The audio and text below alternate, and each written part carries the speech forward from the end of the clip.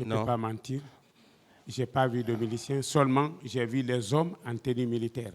Nombreux, une grande quantité. Et à l'intérieur du stade, ce que mon œil a vu, un seul policier, le policier qui a couvert la nudité de la femme. D'accord. Et vous avez vu quel type d'armes? Les armes que vous avez vues là-bas? Bon, au moment où on m'a dit de prendre la moto, en ce moment, l'arme que j'ai vue, c'est PMAK. PMAK. C'est ce que j'ai vu. Parce que quand il a dit prendre la moto, j'ai monté le pied comme ça pour aller, mais il a orienté directement. Moi, j'ai enlevé mon pied. La balle est rentrée. Si je n'avais pas enlevé, j'allais encore me voir avec un pied coupé, peut-être. Vous n'avez pas vu de pistolet? Non, ce n'était pas pistolet. Je dis PMAK. Oui, en dehors de... Bon, là, je n'ai pas vu pistolet, je n'ai pas prêté attention à ça. Et le monsieur qui était cagoulé aussi avait même arme aussi, PMAK. D'accord. Et en votre qualité de journaliste, quelles sont les nouvelles que vous avez eues par rapport au cas de fausses communes, d'esclavage sexuel, des tortures? Qu'est-ce que vous avez appris à cette époque-là, puisque vous étiez dans l'information même, s'il faut le dire? Ici, il y a assez de rumeurs. Et si on s'en tient souvent aux rumeurs, on risque de passer à côté.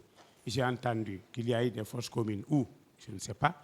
J'ai entendu, non, les gens ont été jetés dans la mer et que Sierra Leone même a récupéré un corps. Ça, c'était dit comme ça aussi.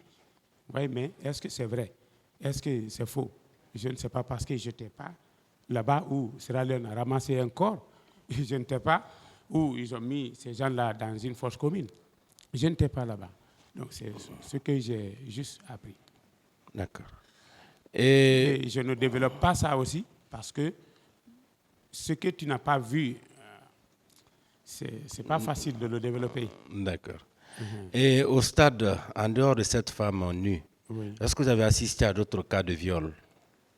Bon, cas de viol, je n'ai pas vu, sauf la femme qui a été mise nue, parce que j'étais sur la tribune couverte en haut. La seule, donc, hein? je suis parmi les dernières personnes presque qui ont quitté le stade.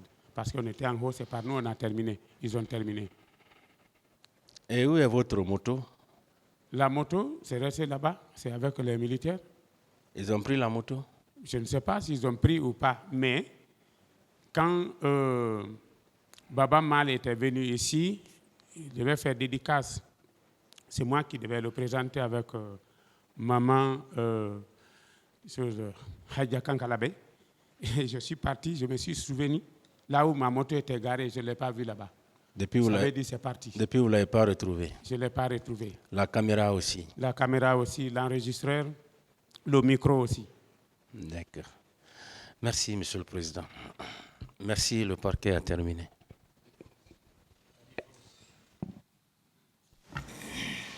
La défense.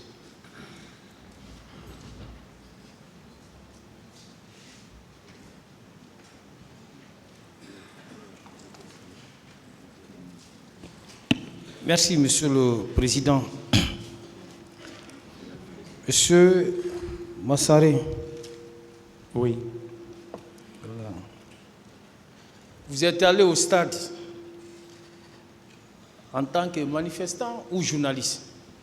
Pas en tant que manifestant, en tant que reporter. Journaliste, reporter. Oui. Et jusqu'où vous avez assuré la couverture des événements du 28 septembre? Jusqu'où j'ai assuré la couverture des événements. C'est jusqu'à ce que les militaires sont arrivés. Oui. Est-ce que c'était seulement l'esplanade ou la pelouse? Donc je voudrais que vous soyez un peu précis. Ou bien si vous avez eu à couvrir l'ensemble des événements du 28 septembre. Bon, c'était le jour. Le jour. Après le jour, j'étais convalescent. la plaie était là et je n'ai pas pu continuer le lendemain ou quoi que ce soit. Vous étiez au nombre de combien de journalistes présents au stade du 28 septembre? Bon, c'est nombreux, mais ceux qui ont été victimes, il y a Zakaria Kamara, l'acteur directeur Téléfilm FM, c'est lui-même qui m'a formé. Zakaria Kamara? Oui. Et aussi un autre journaliste de Sabari FM aussi qui a eu le bras cassé. C'est les trois là, plus Tcherno Alpha Ibrahima. Et Moïse est sorti de l'eau, celui qui était à l'espace. Actuellement, il est à l'espace Zéro. Voilà, lui aussi, il était là. Bon, il y avait beaucoup d'autres. Mais vu la distance, le temps, les années, plus de 10 ans maintenant, j'ai oublié d'autres. Okay. Et ils ont été blessés aussi, agressés et blessés, comme vous? Zakaria a été blessé, je viens de le dire tout à l'heure. Un autre journaliste de Sabari, à ma connaissance, il aussi, le bras était fracturé aussi. Et il y en a aussi qui ont subi des contusions corporelles. Mais ce que j'ai vu, c'est ce que je viens de dire. Zakaria, moi et celui qui était à Sabari. Où précisément vous avez été agressé au stade? Moi, j'ai été agressé juste en quittant sur la loge officielle. Quand je suis descendu, j'ai sauté sur là, lui il était déjà à terre. Je suis parti à la sortie où il y avait ma moto. C'est là-bas que j'ai été blessé.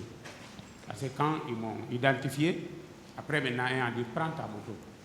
J'ai enlevé, j'ai déverrouillé. Le temps pour moi d'allumer, il envoie la balle. C'est là-bas à la porte du stade. Ok. Et puisque vous avez été agressé dans l'exercice de votre métier de journaliste, alors, est-ce que par la suite vous avez rendu compte à votre rédaction? Oui, la rédaction a été informée. Dès que je me suis rendu compte que quelqu'un est en train de me traîner au sol, je me suis levé, j'ai repris conscience et je me suis échappé dans ses mains. Je suis allé derrière le bureau de DEM. C'est à partir de là-bas que j'ai appelé à la rédaction pour dire que j'ai été agressé. Et quelle a été la réaction?